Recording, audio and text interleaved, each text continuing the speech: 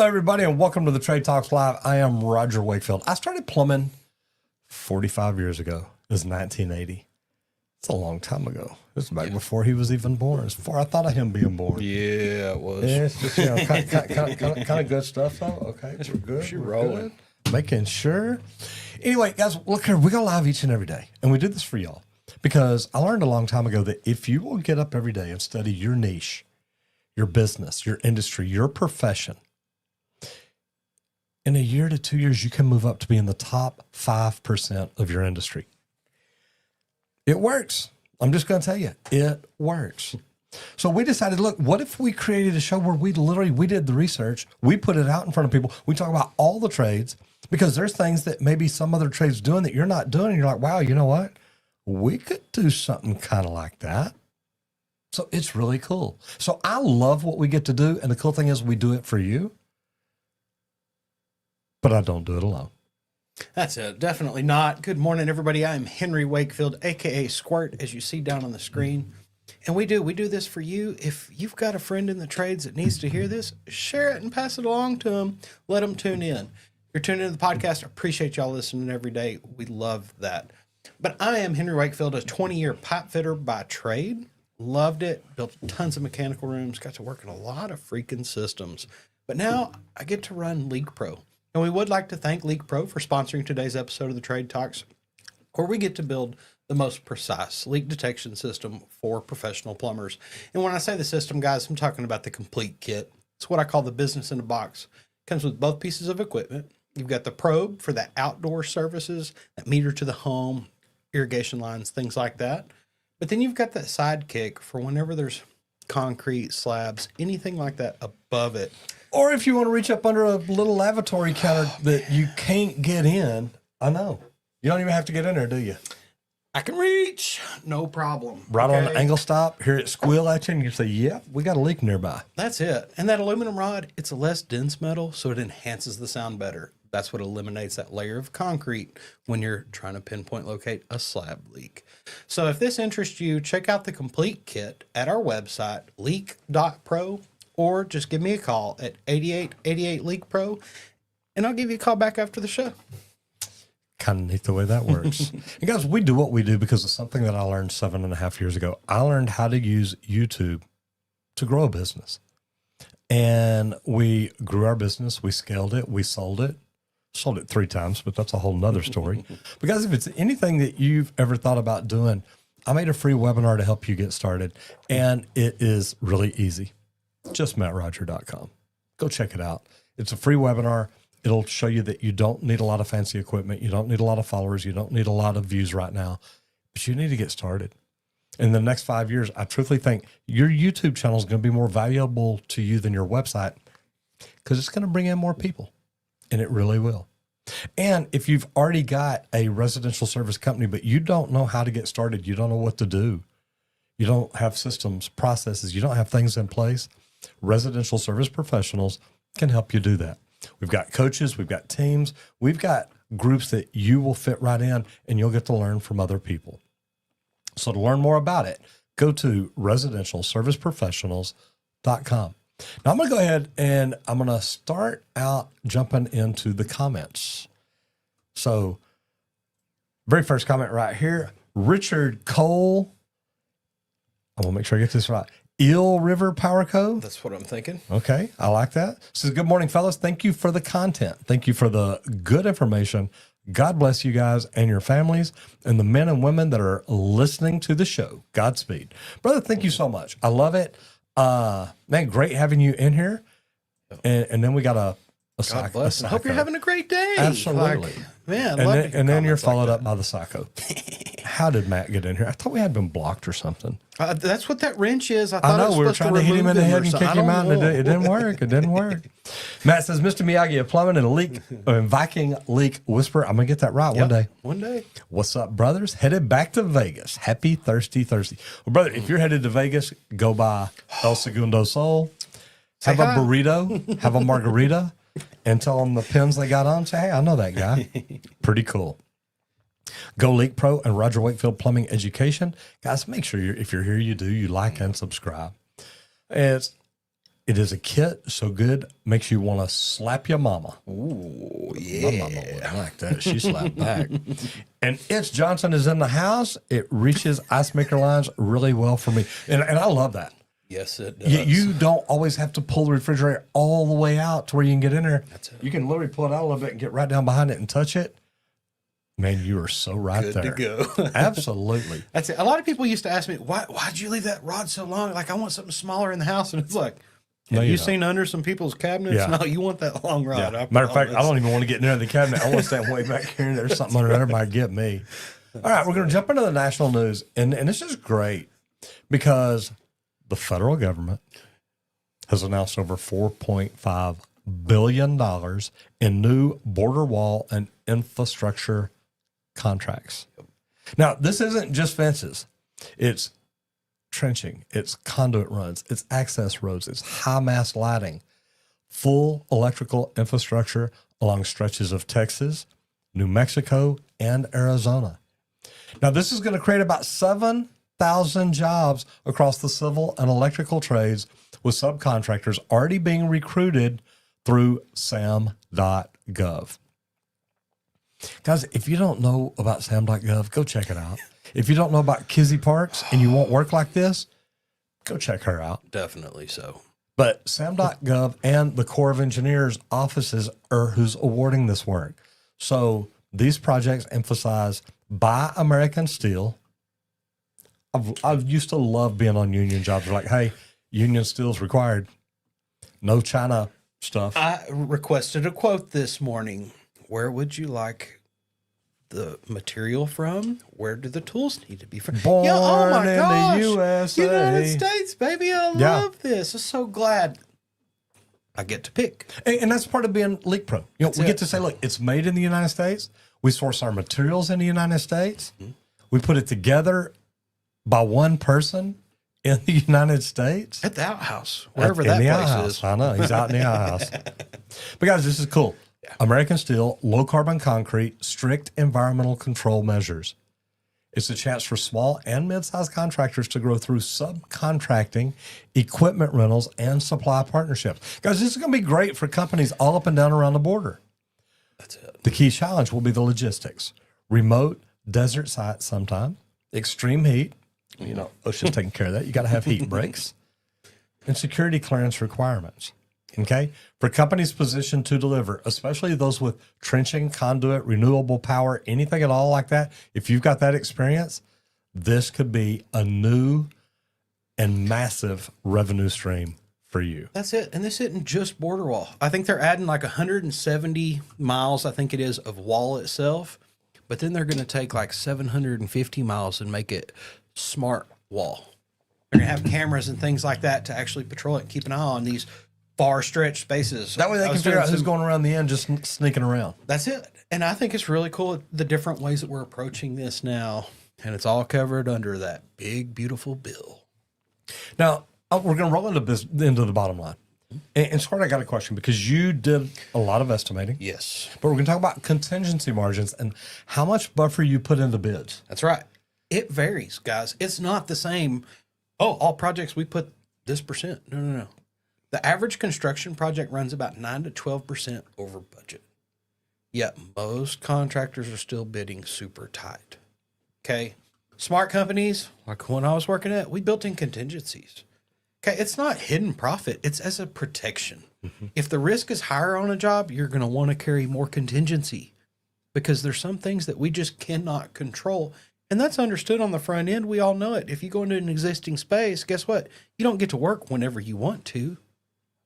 There's days that you're going to walk in and they're going to go, sorry, y'all can't work out here today. The site's shut down and here's why. Boom. And you've got to send your guys back home. But service jobs may only need 3%. Remodels, 7%. Ground up construction, as much as 10%.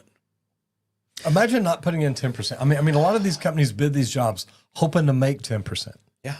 Okay? That's it. If you can make 10% on a $50 million job, you're doing great. Yeah. Okay? But what if you don't put in a 10% contingency and you lose your 10%? Guess what? You lose all your profit right there. That's it. Every bit of it. Yes. You kept everybody working, kept your guys busy, but you didn't make any money. Yeah. And at the end of the day, we want to make money. That's it. Break even is not the reason we're in business now. It does happen. As long as you can keep there, you can keep your business running. You drop below, though, you're screwed. Yep. That's why contingencies are there, guys. And the best run companies separate the known risk. Weather, permit delays. What time of year is it? From the unknowns, things like scope creep, late material deliveries. Never happens. Never happens. Ugh. Having a clear formula for the contingencies can prevent you from burning profit on variables outside of your control. And the more variables outside of your control, the higher your contingency needs to go to cover. That's how this works. Mm-hmm. You have to communicate this to the clients up front also, though, to set that realistic expectation. Look, I've got this in, but if there's no delays on the job, I don't need any of that. A good contractor doesn't inflate the prices. Okay, we're not just doing it, oh, we're going to make money no matter what. I mean, unless you just really don't have men to put on that job, then you do that. And then when you get it, you're like, okay, we can hire more now. All right, we got to get more people. Yeah. So we got that job. It's okay. We're making money to do it. But they protect their business from being squeezed by that bad luck. Build contingencies into your bid, track the usage, and learn from that data so that each estimate gets better over time. And that gets just a little bit sharper on that pencil. Number gets dialed in more, guys. Learn from the history. And that's the major thing here. Like I was saying, we knew just from walking into a job site kind of and what the project was going to be, that varied our contingency from none sometimes. If it was a clear-cut, simple process job, we did not carry any contingency. Why? There's no delays that are going to happen on this job. But then some that are unknowns, it's like, no, we've got to have contingency here because, boss, this thing could run another month. And it happens. So you've got to cover your butt. That's pretty wild. And look, that's why I wanted him talking about it. He's done. So what's the biggest job? What is the biggest, the biggest bid you ever turned in? It's like 32 million on a process job. I had 2.5 weeks to pull it together. And they could not believe how thorough I was in that 2.5 weeks. With Did y'all get the job? I put into it. No. Good. It was a budget. And like they were like, scares you. Initially they went, whoa, wait, why is yours so much higher than everybody else? I'm like, well, how many valves did they carry? Because I actually went through and built it out. And then y'all didn't fill these P&IDs, but I know you're going to need all these other valves. So I went ahead and carried valves for all the ends of all those lines. And they're like, holy crap, ooh. Yeah, we need to go back to the table and refigure this because you actually may be closer than everybody else we got, and this may go over what we were originally budgeting because I dealt with that world a lot. So cool. I thought it all the way through. I love that. Yeah. I'm going to jump back in here real quick. Right down here. Yeah. Happy Thumping Thursday. No, this is going to be Tequila Thursday. I can already tell you. Plumber in the Trades this morning, gentlemen. Had a knot and crane signal class this morning. Good for you. Yeah, buddy. Look, man, knots are cool. That's one thing that impressed me when I got in the union. Just like, wait, they teach y'all how to tie knots? Oh, yeah. Those are some of my favorite videos to watch on YouTube, and I'll go back and do it, and I'll do the knots myself. I love learning new knots. Then he says this afternoon is isometric plans with multi-story wet venting, modified stack venting, big brain stuff today. I used to teach the isometrics. I loved it. Man, that's something I was good at. I could make kids see it. I love watching that. Oh my God, that makes switch. Sense. Yeah. Because once they get it, it's like, oh my gosh. And then brother Matt McDonough, 6831. That's the same guy, y'all. He's up top too. I'm just going to throw that out there. Anyway, says you have to be very detailed. Yes, you do. Yeah, for sure. And then Plumber in the Trades says, you betcha. Man, y'all have fun today. This is good stuff. Okay, we're going to roll into ladder safety. And we talk about safety all the time, guys, because slips, trips, and falls are the biggest things. And think about it. Slips, trips, and falls. Every one of those can be avoided. That's it. All right? But nearly 1 in 5 ladder falls happens before 8 a.m. or after 5 p.m. when visibility starts getting lower. And it's getting worse right now. Yeah. And time's changing is coming. We know that. But, guys, this isn't fatigue. It's the light. OSHA requires at least 5-foot candles of illumination in active work zones. So what that means, the way they do it, if they light a candle and set it down, can you see 5 feet in every direction? you need that much light. Now, you're not going to really carry a candle out there, but there needs to be enough light to at least light it up that good. And it's got to be that way in all active work zones. But few sites actually measure that. Yeah. Sometimes as simple as using a headlamp or setting up a battery floodlight can make a huge difference. Now, when I was in the field, we didn't have the battery lights like we do. We had those big LEDs that had that glass bulb in it that would get to 1,000 freaking degrees and then melt. But it would light up the area. But then you had to string out another cord. Yep. And a lot of people are like, man, I ain't going to string out a cord. I'm just going to start working. It'll lighten up here in a little bit. I kept a headlamp all the time. The first time I got stuck in that dark hole and I got a headlamp, I'm like, oh my gosh, I will never have a hard hat without one again. Because you get stuck in those parts early in the morning. I was starting 6 a.m. There's times it's like, I need that just to lock my truck up. So choose ladders with reflective step edges or mark your own with neon tape. Yep. Never set a ladder up in shadow zones or near puddles or anything like that where slipping can happen when you climb down. Also, from my point of view, if there's conduit sticking up out of the floor, 6 or 8 inches, just long enough to cut your, guys, remember it. Think about it. Set your ladder up a different way. Early shift crews need pre-job lighting checks, the same way they check PPE or guardrails or anything else like that. Is it light enough to work in here? And guys, this can be a problem because remember, I used to start crews at either 5 or 6 in the morning. It's not light. No. But you've got lights on in the building. You either make sure the electricians have hung lights and they work, or you have pole lights. You get it set up. A small adjustment like lighting the climb can prevent a trip to the ER. Not tripping over something, prevent the trip to the ER and work stoppage. Because if you're a superintendent, the thing you hate more than anything else is having to walk off your job site to take someone to the hospital. It's like, not only am I going to get reamed for this, what could I have done to make sure this didn't happen? And that's the way I always looked at it. That's it. And another thing, early in the mornings, guys, be extra careful. Because sometimes, like something I dealt with a lot was condensation and those steps being a little slick because I'm sitting there all night. It changes in the morning, so be extra careful, especially in those low light areas. Use some light, brighten the space up. Because think about it, how often do you not see a step during the daylight? Now think of it in a low lighting area. You're more likely to fall, so be careful.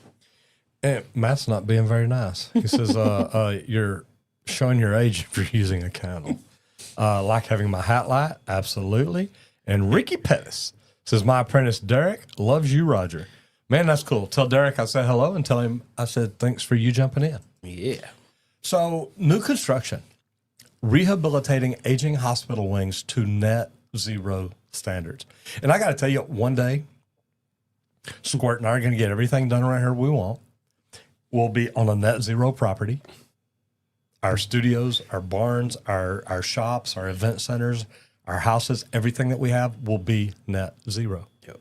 But hospitals are among the most energy-intensive buildings in America, and the older ones are the worst offenders. Facilities built before 1980 use up to 40% more energy than the new ones. Before you started plumbing. Uh-huh. Yeah. That's why I started. That's how I'm going to help to hospitals fix those? one day. I love it. That's good. All in how you look at the world. But across the country, healthcare systems are retrofitting old wings with high-efficiency HVAC systems, smart lighting, and low-flow plumbing to reach net zero energy goals. One Cleveland clinic, the project cut usage by 30% through recommissioning and energy recovery ventilation. And guys, this is things that weren't even thought about back then. Now, these retrofits are channeling infection control barriers, which if you've ever worked in a hospital, you understand there's times you've got to build a wall around you. Yep. And it is what it is, but you work it into your price. But the infection control barriers, working after hours, and strict shutdown protocols make them far from your typical MEP job.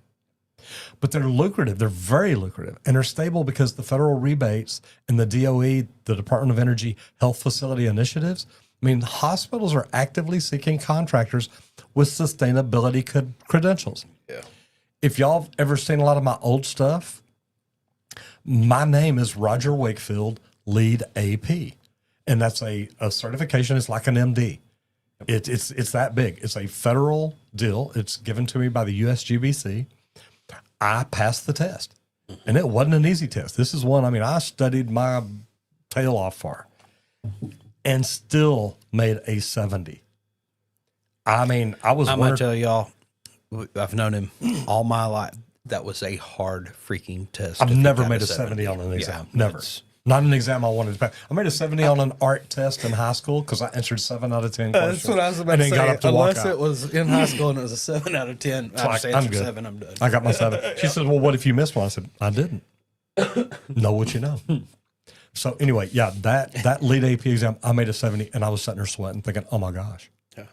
But for MEP professionals, this is the next big long-term niche. Pairing clean energy upgrades with critical infrastructure reliability. And guys, this is stuff that we talk about every day because, look, the future is going green. Efficiency. If you don't know how to spell sustainability, you need to figure it out. Google it. Google sustainability for electricians, sustainability for HVAC techs, sustainability for plumbers, For and whatever learn trade how you're you in. become that person. That's it. Because there's sustainability in the building envelope, in the roofing, in every trade, guys. Look your trade up and see what's in your space. That's how you get to be that top 5%. Learn a little new all the time and stay current. Okay. All right. Yep. Off the soapbox. We're going to roll into mindset growth. Now, the compounding effect of doing the little job right every single time. And I love this because on a big job, it's normally not that long pipe run where you lose all your money. Okay? Nope. If it goes over a little bit, it's like, you know what? There's a ton of area here to cover the labor. Okay? But when you send someone to go fix something that they should have fixed earlier, and it takes them a day, okay? It takes them a couple hours to get all their tools together, to get relocated. It takes them 3 or 4 hours to do it. Actually, not even 3 or 4. It takes them a couple hours to figure out what they're going to do, take apart what they did, redo it, and then a couple of hours to demobilize. So you got your mobilization, your demobilization, and everything in between. Mm-hmm. So 8 hours to go do this project. That if they'd have done it right while they were there, would have taken them another 30 minutes to an hour. And sometimes people are like, look, I didn't have time, so I hurried up. Well, don't ever do that. Because when I got to pay you 8 hours to go back and do something, now that job that should have taken 2 or 3 hours, you add 8 hours to it, that's 11 hours. Now it went like 4 times over. Every major company started with small wins stacked on top of each other over time. And in the trades, those wins happen one service call at a time. A $100 repair, which I don't even know if those are out there anymore, done with precision and professionalism, can lead to a $10,000 job later if things are done right. And that customer might refer 5 more people. So that $10,000 may turn into $50,000. That's right. The key is consistency. Clean the workspace, document your work, communicate clearly with the customer, communicate clearly with your other people around you. These micro habits compound over months and years into a reputation that sells itself. The trades aren't built on viral moments. Matter of fact, they can be destroyed on viral moments. Sure can. If you're changing an angle stop and you got water flowing out of the cabinet and you're on video for the next 50 years. You ain't working. Yeah. You're going to go and apply to people like, wait, I've seen you before. You're that guy. Yeah. Oh. Okay. They're built on reliability. Yeah. Good enough might get you through the day, but excellence gets you through forever. Every job, big or small, is a chance to train your team to treat craftsmanship like it's a reflex. And guys, if you're doing it, and look, we talked about viral. I would rather go viral. I mean, y'all know me. I started YouTube 7.5 years ago. And the cool thing about it is I started it to grow a company. And don't get me wrong, I wanted to go viral. So this video is sponsored by me. And I wanted to go viral. I wanted to get big. I wanted to get found. And believe it or not, we found out we could make pretty good viral videos. But the thing is, if you want to grow your business, if you want to kickstart your YouTube, if you want to get found for the right things, guys, it works. But learn how to use YouTube. And to kickstart your YouTube, I made a free course. It's a free webinar. And it goes through and it teaches you some things. Now, I've got a course that I sell. I've got a lot of people that I teach, a lot of things that I do. But this is a free one.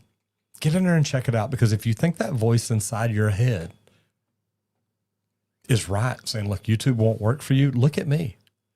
I'm a plumber. Like Michael Stelzer said, there's nothing sexy, nothing exciting, nothing that turns you on about plumbing. Guys, he's a 60-year-old YouTuber. I know. 62-year-old. I know. I wasn't going to throw it, but you know, there you go. I mean, being honest about it. That's it. You can do it. Anybody Don't can. be scared. And I didn't learn this till I was 54. So if you're thinking, yeah, I'm 50, I'm too old, let me slap you. Guys, if you want to learn more about it, go to justmetroger.com. I'm telling you, if you've got a business, if you've got a brand, if you've got something you'd like to talk about, there's people out there that need to hear your story. And justmettroger.com is a great place to get started. Now, this video is also sponsored by Residential Service Professionals, because there's a lot of best practice groups out there that handcuff you to the van. Okay? They lock you in. They tie you up. They tell you, you need to rebrand. You need our colors. You need our names. You need our everything. And then when you're like, okay, I'm tired of this because it's not working, you can't get out, because now you got to change your name again. You got to change your colors. You got to change everything they had you do. Join a company, join a group like Residential Service Professionals. They want to teach you how to do things right that'll help you grow the business you wanted to grow, not the one that the big best practice group wants you to go, because they want you to grow it, because that keeps feeding them forever. So if you want to grow your company the way you want to grow it, you want to grow your techs to be great communication technicians, contact residentialserviceprofessionals.com. Just go on there, check it out. It'll give you the things you need, the business operating system to help you do things the way you want to do it. Now you can grow that company that you wanted to grow, so you have time to spend with your family. It helps you buy back time, helps you make more money, and helps you build a legacy that people want to work at. So if you want to learn more about it, go check out residentialserviceprofessionals.com. That's it. And everybody, we'd also like to thank LeakPro for sponsoring today's episode of the Trade Talks. Because for plumbers tired of losing slab leak work to detection companies, LeakPro training offers the fix, guys. I offer a 2-day in-person training here just outside of the Dallas, Texas area. You've got to get the complete kit. You can check that out at leak.pro. That's our website. But the training, it's hands-on. I'm going to run you through. I'm going to teach you how to locate the lines, pinpoint locate leaks under a slab, outside of a slab, even in sewer systems, on how to figure out where they're leaking at, exactly where they're leaking. If this interests you and you want to bring leak detection in-house and quit losing those jobs, it can be done. Give me a call, 8888 LeakPro. Because, guys, anybody with service experience can learn this. And the investment, guys, it typically pays for itself within that first week back. If you line some jobs up, you know when you're going to do training. We plan it ahead. Classes are capped to 3 trainees. That's why it's limited.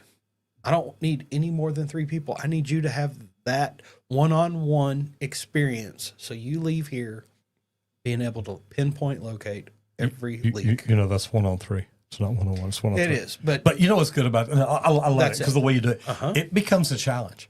If me and him are being trained together, I want to be closer than him. You know me. Yep. I know you. And that's the way most tradespeople are. We want to be the best at what we do. So I love the way, look, and just 2 people, that's easy. Give me 3, because now, okay, I may know you. I may not know him. I want to beat both y'all. that's it. I love it. Yeah. It works great, guys. Definitely check out the site, leak.pro. You can book me for a Zoom call there. We can discuss the equipment or the training, or just give me a call, 8888 LeakPro. I'll give you a call back after the show. Uh-oh. No, I ain't called yet. Well, I'm just checking. What are we talking about? I'm just checking. All right. Moving on here to all trades. Standardizing trade labels and markings to avoid communication errors. And my thought here is across the job. Okay. A shocking amount of rework happens because trades label things differently. A plumber marks R for return, while an HVAC tech reads it as refrigerant. Color codes vary. Don't want to tie the water line into the refrigerant. I promise. Your AC people are going to get really pissed off. My favorites, we had this project assistant come in. He's messing with some stuff, and then finally he comes up. He's like, Henry, I just got to ask you something. What system is V? And I worked in process and stuff, so I'm going, it's not VAC because there's no AC after that. That's what I thought. And I'm like, oh, you're looking at plumbing, aren't you? Yeah, that's the vent. He was caught off guard. He was thinking of different process, different world, not the plumbing world. And I'm like, oh, wait, here's what you're looking at, aren't you? And see, the funny thing about this, a lot of y'all may be open shop plumbers, and maybe you've never worked a big commercial job. Yep. I didn't even think about labeling pipes till I got in the union. It's like, wow. Yeah. My first day in the union, I got paid a lot of money to put three labels stickers on. Put three. That's what I did the whole day. That's it. And color codes vary. Like the labels, you had to put the right colors on the right systems and all the stuff. Abbreviations clash, though. The results can cost time and materials. If you adopt a shared job site legend or a digital markup board, that eliminates that confusion. Mm-hmm. So if you've got the job board inside and every trade got their color, guess what? That laydown yard out there, you better use the same color for all of your stuff. Right. It's the same across the job. And that's what I meant earlier when I was saying that, guys. Like the ANSI A13.1 standard for pipe marking, it exists for a reason.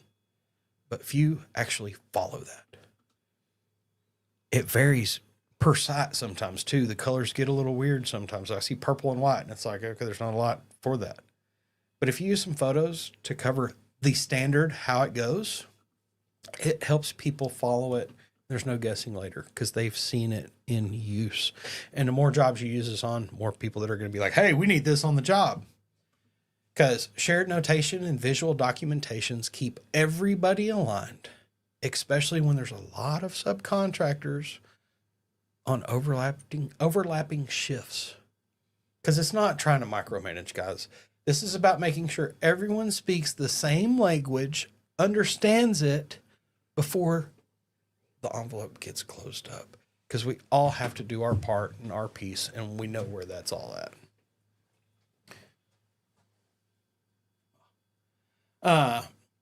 But it's important. And that color code from inside the office to outside, that's important because guess what? Any of the workers that typically aren't in the office and they go into the office, they know where their stuff is quick and easy because it's the same color code throughout the whole job. So very important. Now I'll get rolling over here into laws and licenses. Updates in refrigerant transport licensing across states. Matt, listen up. Yeah, you're going to get in trouble. Hey, what are you taking to Vegas with you? Matter of fact, I'm going to jump in here real quick. Yeah, you got refrigerant on that truck or what? Yeah, Matt says he remembers the lead AP. Yep. Absolutely. Ashley Barrett Jackson says, respect to the trade. Grow your trade. Love it. Man, don't just grow it. Man, freaking multiply it. Make it amazing. Lead AP expert. Yep, used to be Roger Yep. Wakefield. Lead AP, the expert plumber. Go LeakPro and Roger Wakefield Plumbing Education. Yeah, buddy. Matt, you can't say stuff like that. Plumbing makes me wet in all the right ways. You weird plumber. I know, you're a freak. You're a freak. All right, so HVAC professionals hauling refrigerants, listen up. Yeah, because you're going to get in trouble if you don't. There's new DOT rules that are coming. Tracking requirements for the A2L cylinders are expanding. Okay. Several states now mandate transport endorsements for the technicians. Fines are already being handed out in Florida and Nevada. Matt, they're coming for you, baby. You have been warned. And they've been fined for missing labels or incomplete paperwork. Make sure all the I's are dotted and the T's are crossed. Every vehicle should have properly marked cylinders, updated MSDS or SDS documentation, and a small fire extinguisher. If you've got a company truck, it better have a fire extinguisher in it, period, guys. And not period, only okay? that, you better know where it is. Don't care what you're hauling. Always have one. I had one in a Jeep all the time. Yeah. Needed it one day. Review your insurance policy to confirm that the hazmat coverage too. Are you licensed to carry that stuff? You better be covered.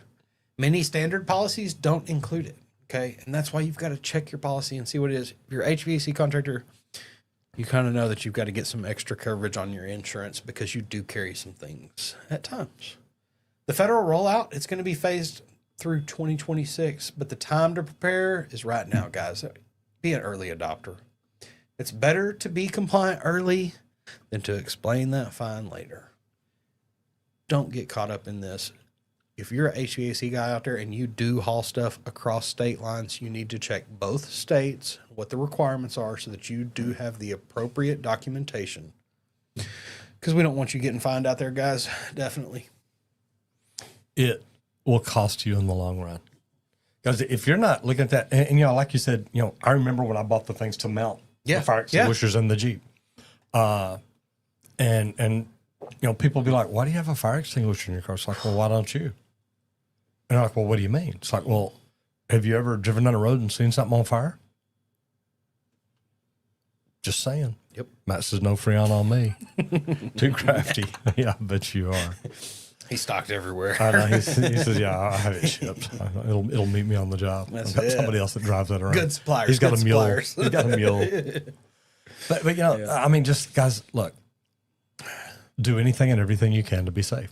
And at the end of the day, that's what it is. And especially when it comes to these, these things have different boiling points, different things. So you need to know what you got. You need to know the material safety data behind it. Do what you're supposed to do. The right way to carry Yeah. it, haul it, protect it, protect people. Do it legally. It's the major. Yeah, because you never know when you're going to be in a wreck. I mean, literally, we had a potential sponsor come out looking at building a building here. One of the things they said, are you going to have explosives in here? I said, no. So, well, no oxygen acetylene. I said, you have it over in the other. I was like, ooh, I do have that. He says, are you going to be storing it in the event center? I said, no, that'll stay in the man cave.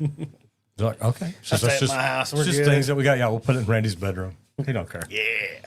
All right, we're going to roll right into business training and managing your time when you're overloaded with both admin and field duties. And guys, this is a real thing. Struggle for everybody. It is. Good. It's, I get it. When you're running a small trades business, there's a fine line between hustling and burning out. And guys, I see it all the time. If you're still scheduling, building, ordering, building, working, running a van, you're running materials at midnight, you're not managing, you're surviving. And to be honest, you're not going to survive like that very long. Start blocking out admin hours the same way you would schedule jobs. Automate your quotes, invoices, customer follow-ups, customer follow-throughs whenever possible. And that's really what residential service professionals is all about. But guys, you're estimating your email responses, supplier calls. Put all that into blocks so you're not just jumping focus every 5 minutes. A small HVAC company in Utah got back 60 hours a month just by streamlining the billing and call logs. Look, I know I'm not talking about residential service professionals, but if you don't have a business operating system that buys you back time, you've got the wrong one. If you're not in a best practice group that shows you how to free your time up instead of working more, you're in the wrong one. Protect your time like it's your most expensive tool. It's the most valuable thing you own. It's the one thing everybody that I coach, everybody, they're like, Roger, I don't have enough time. The first thing we've got to do is show them how to get time back. Because that is the most expensive thing you have. You cannot scale a business if you're stuck in the trenches of paperwork every single day. And the way I put it, and it's how I put residential service professionals, get to the point where you're working on your business, not in your business. And if you don't have automation, if you don't have systems and processes, if you don't have things set up, doesn't that look much better now? If you don't have things set up to do it right, there's a problem. Guys, get something that's going to help you free up your time. Getting burned out sucks. It's the worst. I hate when I get burnt out. It's nobody wants to deal with me or talk to me. Mm-hmm. It can get you a bad name at times because You're burnt out. You're stressed. You're overworked. Everything. It all stacks up. Doesn't matter what anybody says. It's not right. You're Don't let you're yourself hangry get there. all the freaking That's time. it. No, even when you're sitting there eating, it doesn't matter. You're still hangry. Catch it early. Take some time when you need it. Do some shifting. Block out some time. That's something that I've been telling the team here. I'm going to have to do because we're doing a few other things. It's like, okay, I'm going to have to go through and do some time blocking to help keep me on track more. And that's what we're going to work at. And it's going to happen. And guys, it does. So think about it, control it, and say, look, I'm going to make sure that I love that thing, block out time. People ask me how I started YouTube. I got up and came into the office like an hour or two early every day. If I needed to do research, I'd come in 2 hours early. I'd do my research. I knew I needed to shoot a video. I didn't have time to pull away from the plumbing company, so we did what we did. All right, we're going to roll into vehicles. And this is about van wrap updates and rebranding ROI. Your fleet is your most valuable form of advertising, and it moves all day long. That is your rolling billboard. Studies show that a single wrapped service vehicle can make 30 to 70,000 visual impressions daily. That's like me on YouTube. Right now, we're getting about 60,000 views a day. Okay? A good wrap costs around $3,000, maybe $5,000. But it can increase your call volume by 15 to 25%. Keep your contact information large and visible. Use reflective vinyl for night routes. Man, when I had my Texas Green Plumbing logo, the green and the blue were reflective. So like if a vehicle turned, it jumped out. Yep. And they saw it. But that's great for nighttime. And then avoid a really cluttered design. And then the smart thing, guys, update it every 3 to 4 years. You should think about your brand. Is your brand looking better? Is it growing? Is it doing good things? And if it's not, it may be time to rebrand. Man, even General Motors just updated their brand. Freaking and it looked good. Yeah. It's like, man, that is plain, clear, clean, sharp. You look at it and you're like, yep, know what that is. Yep. So block out that, I'm too big to change it. No. You're not. It can happen. So, look at it and see what you got to do.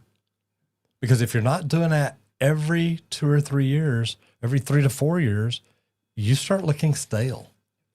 One plumbing company in Dallas rewrapped its entire fleet with a much cleaner design.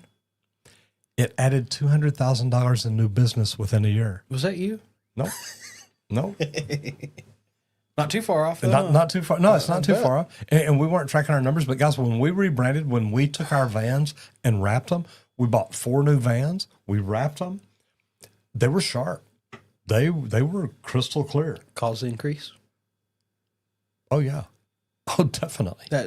You'd look 100 times more professional. Boom. Guys, that's the key takeaway. And the thing that I wish that we'd have done that we didn't, and me and you talk about this a lot, is like if you specialize in something, put it on all 3 sides of your van where people see it. We specialize in slab leak detection. That right there, that would have increased it over $200,000 a year. Yeah. Because when people see that, they're like, ooh, they do something that most plumbers don't do. Yep. Or they do something that I've got a problem at home. That's it. Guys, this stuff works. Yeah. And if your logo looks outdated, so does your company.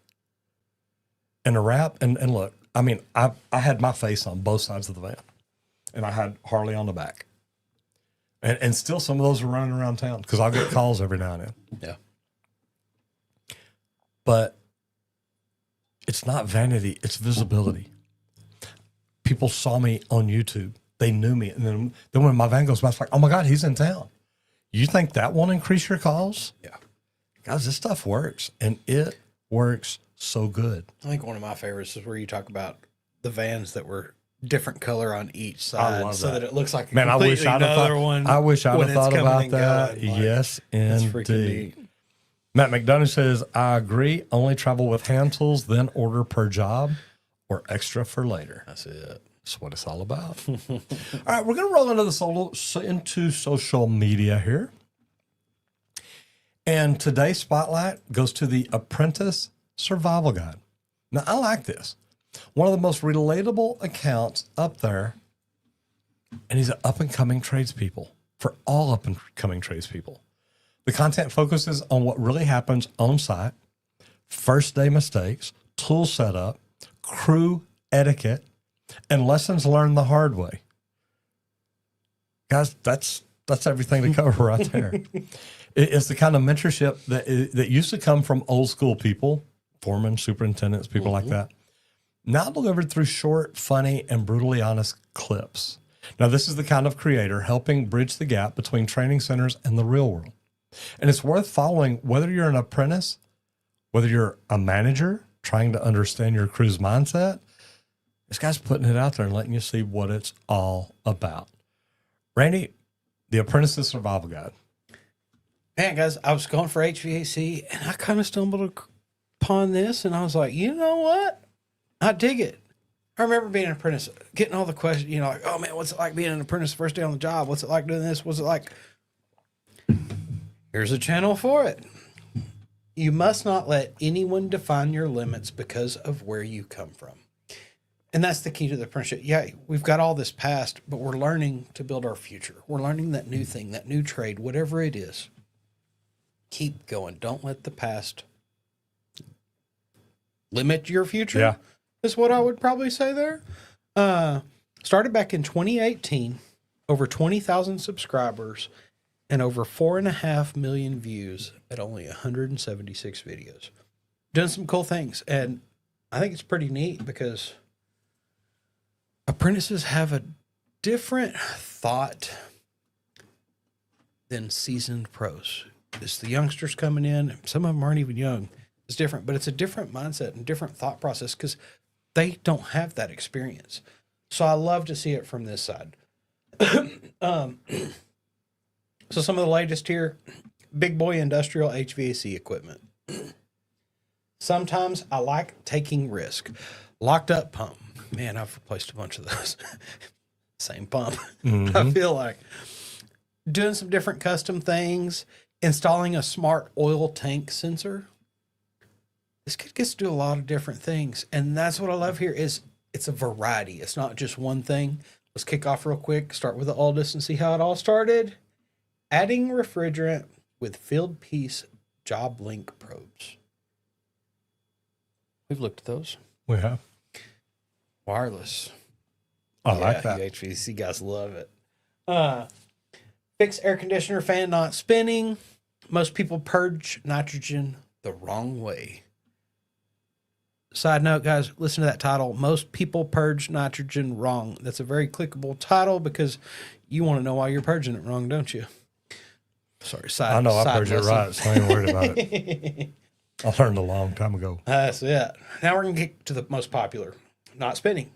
Fix that air conditioner fan not spinning from 3 years ago. HVAC nightmare. Man, and look at this. Out in the cold, in the snow. Got to be up north somewhere. Units crash before the winter storm. You got to go out there. You got to get it fixed up before it gets any worse. And that's some of the stuff we get stuck with doing in construction. We get stuck into some weird predicaments sometimes. How to really test a thermocouple. Some of y'all do understand HVAC. Some of you have no idea what is going on here. Boiler flame failure, 50 apartments with no heat. Guys, this is day in the life. This is going through fixing Here's the what we're problems. working on. Here's what we're diving into. Here's what we're going to do. Here's how I troubleshoot it. And that's what I like here is learning everybody's techniques. Even an apprentice going in and learning some things, he's going to pass on the knowledge that To go he's to the learning. popular ones. Let's see where we're at. This here. is popular. Oh, okay. This I is thought, popular I thought that was here. Yep. oldest. Okay. No, Yeah, oldest is where he started. Okay. oldest where we started. And look at And his. then the latest is The not thumbnails are changing. Looking good. correct. I like that. Yep. Popping a little bit more. See what we got over here in shorts real quick. And y'all know me. We're just going to go popular on the shorts. This is the only way to learn HVAC. Man, that's the only way. I love it. Hands Apprentice on. servicing 10 hot water boilers in a minute or a few minutes or something in one boiler room. Just going to run through quick. Like I said, these are shorts. This is what I'm always talking about with these micro learning sessions. That's what shorts are. Learn this little tip, this little trick, this little thing. Here, watch how I do it. You can get out there, you can put some of that stuff there. Best way to drain boiler relief valves, yearly boiler service by an apprentice. This is just kind of the, hey, here's what we're doing. Here's how it goes. Here's what happened to me on the job today. You can get out there. You can get started on socials, guys, promoting your trade, trying to get more of these youngsters in. And I love to see this from the apprentice side, not just from that seasoned professional that's speaking on all the experience. It's somebody that's coming in and learning and giving you that perspective, because that opens all of our eyes to teach us different things. And the thing is, like Squirt said, if you want to get started on social media, start with Just Met Roger. Just going to throw that out and tell you about it. Yep. All right. Building repeatable systems so your business does not depend on you. We're going to close this out with best practices. So let's talk about creating freedom through systems. Every trade business starts with an owner who does everything. And I know, I've been there. You sell the jobs, you go out and do the jobs, you come back and invoice the jobs or bill the jobs or collect for the jobs, get materials to do the jobs. You do everything, but it can't last forever. You want to build repeatable systems, and that means documenting your processes so that your business can run without you. I used to see it all the time out networking. You've got people in the middle of a networking event, like, oh, I got to go answer the call. It's like, well, you ain't got a business, you got a job. What are you building for you? Are you building a business or are you building a job? Randy and I are lucky. We travel around and shoot video. We travel around and learn. We travel around and do a bunch of different things.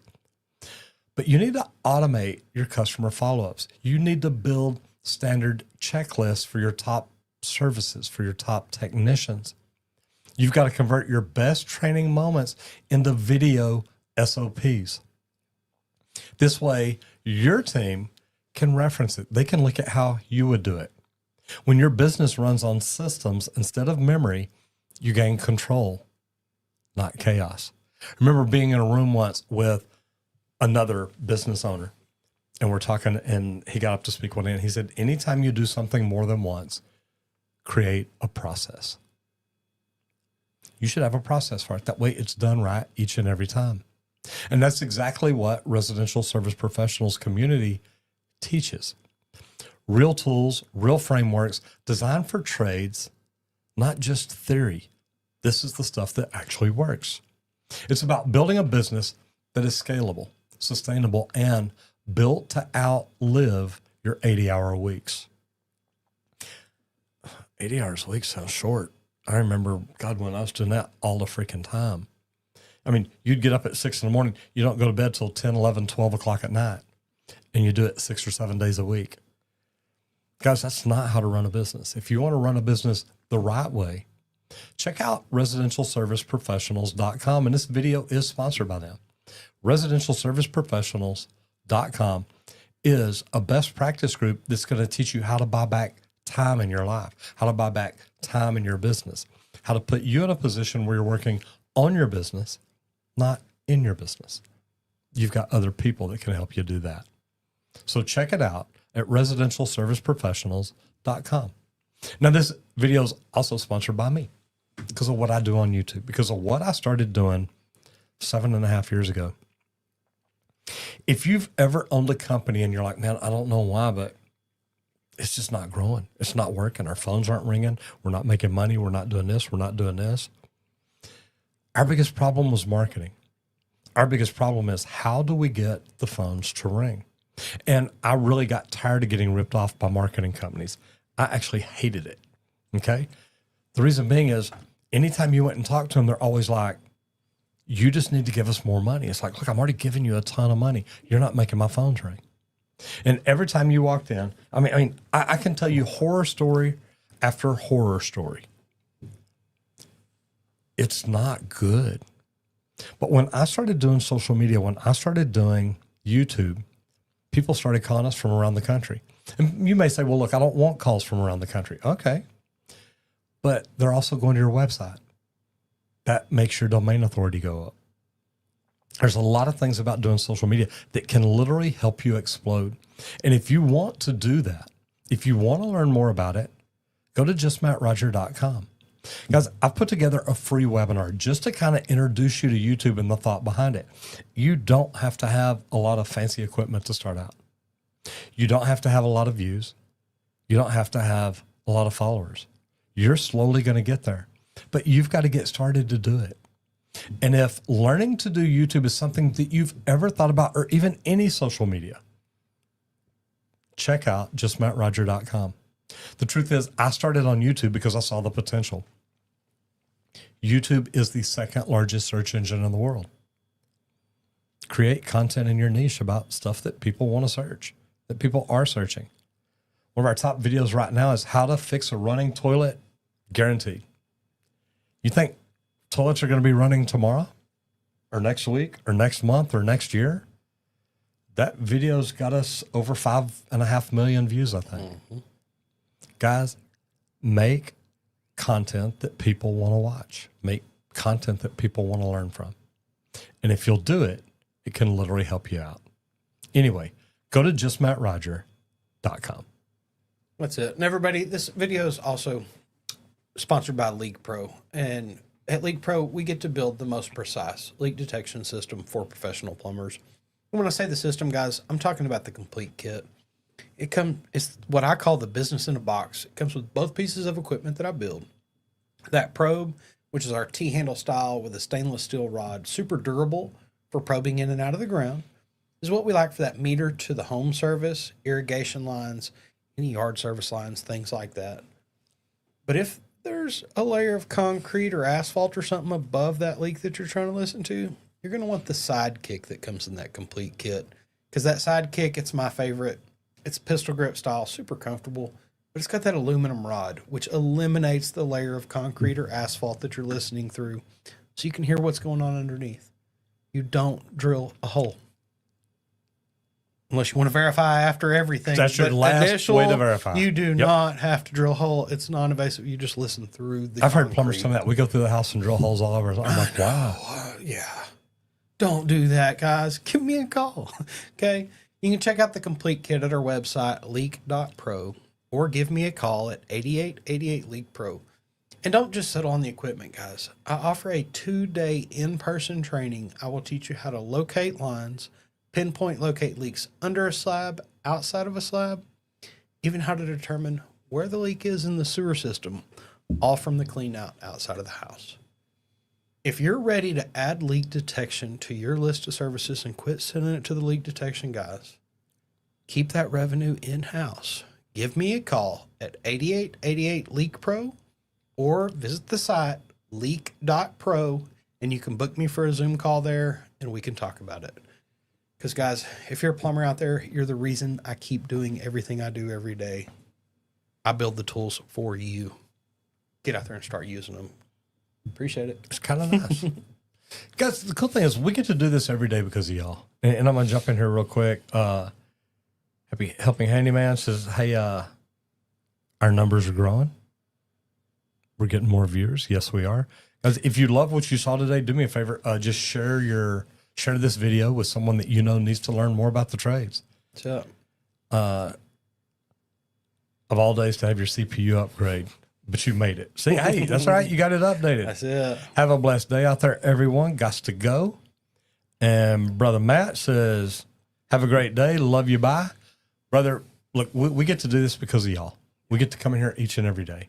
If you've been here before, thank you for coming back.